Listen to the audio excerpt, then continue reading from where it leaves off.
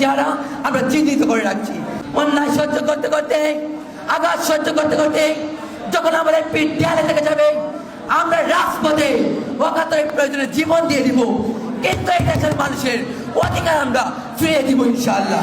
এই স্বৈরাচারী ভারতের দালাল মাফিয়া আওয়ামী লীগ শেখ হাসিনা সরকারকে প্রয়োজনে নিজেদের জীবনের বিনিময় এই ভারতীয় অপ্রশাসন আওয়ামী লীগ সরকারে আমরা পতন করিয়ে ছাড়বো ইনশাআল্লাহ। চতুর্দিকে অন্যায়ের বিরুদ্ধে কথা বলতে গিয়ে, সেই অন্যায়ের বিরুদ্ধে প্রতিবাদ করতে গিয়ে আজ ঢাকা থেকে শুরু করে বাংলাদেশের বিভিন্ন প্রত্যন্ত অঞ্চলে আমার সহযোদ্ধা ভাইয়ের রক্তের রাজপথ রঞ্জিত করা হয়েছে। আজ বাংলার চারিদিকে শুধু স্বৈরতন্ত্রের, স্বৈর শাসকদের কালো দাবা অন্যায়ের বিরুদ্ধে রুখে দাঁড়ানো যাচ্ছে না। যারাই আমরা রুখে দাঁড়াতে চাচ্ছি, আমাদেরকে হামলা মামলা দিয়ে আমাদেরকে দমন করার চেষ্টা করা হচ্ছে। সম্মানিত সুধী, আপনারা জানেন এই স্বৈরাচারী শাসক আওয়ামী লীগের দীর্ঘ 30 বছর ইতিহাস, জেল গুম হত্যা দর্শন ইতিহাস, স্বৈরাচারী আওয়ামী লীগের 13 বছর ইতিহাস, এদেশের মানুষের অত্যাচারিত হয়ে মন্তব্যে রাস্তায় পড়ে থাকার ইতিহাস, স্বৈরাচারী আওয়ামী লীগের ইতিহাস। আজও গুম হয়ে যাওয়া বাবার বাড়ি ফেরার অপেক্ষায় অবিশ্বাস্য সাফার, আজও চক্কর অস্ত্র ফেরার ইতিহাস, স্বৈরাচারী একটানা 13 বছর ইতিহাস, পিলখানায় জাতির গর্বিত সেনাদেরকে বিডিআর বিদ্রোহের নামে গণহত্যার ইতিহাস, সেই আল জাজিরার প্রাইম মিনিস্টার নামক প্রতিবেদন, নেত্রনিয়োগ অনুসন্ধানে বেরিয়ে আসা আয়নাগর নামক ভয়ঙ্কর গুমের সেলের প্রতিবেদন থেকে শুরু করে বাংলার চারিদিকে হাহাকার।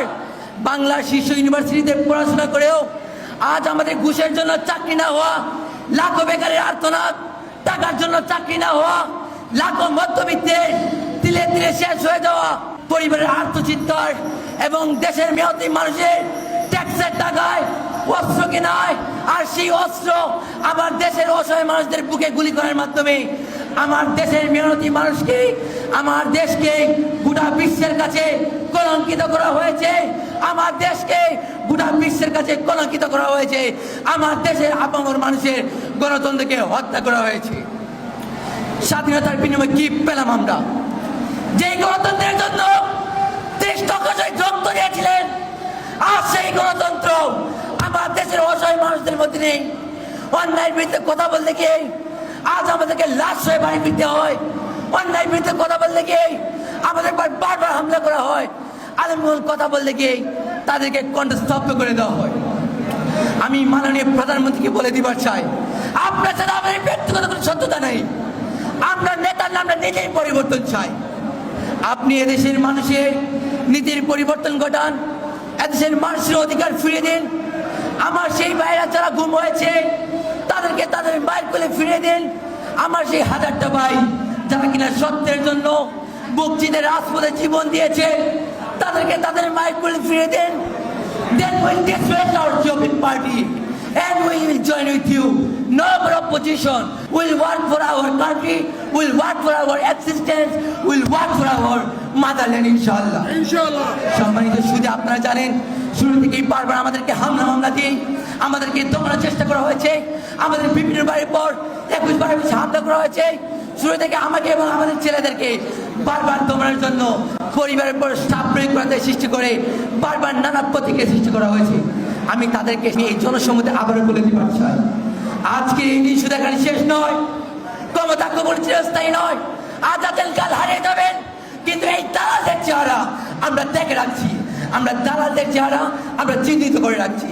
তাদেরকে বলতে চাই, অন্যায় সহ্য করতে করতে, আঘাত সহ্য করতে করতে যখন আমাদের পিঠ দেয়ালে থেকে যাবে, আমরা রাজপথে অকাতরে প্রয়োজনে জীবন দিয়ে দিব, কিন্তু এই দেশের মানুষের অধিকার আমরা ফিরিয়ে দিব ইনশাআল্লাহ। সকলকে অনুরোধ থাকবে, আজকে সবাই থেকে আমাদের প্রতিজ্ঞা হোক, যেখানে অন্যায় হবে, যেখানে অত্যাচার হবে, যেখানে অবিচার হবে, বাংলাদেশ গণ অধিকার পরিষদটা প্রতি অঙ্গ সংগঠন, প্রতি সহযোদ্ধা, প্রতি নেতাকর্মী তাদের রক্তের শেষ বিন্দু পর্যন্ত সেই জায়গাতে লড়ে যাবে, প্রতিবাদ করে যাবে ইনশাআল্লাহ।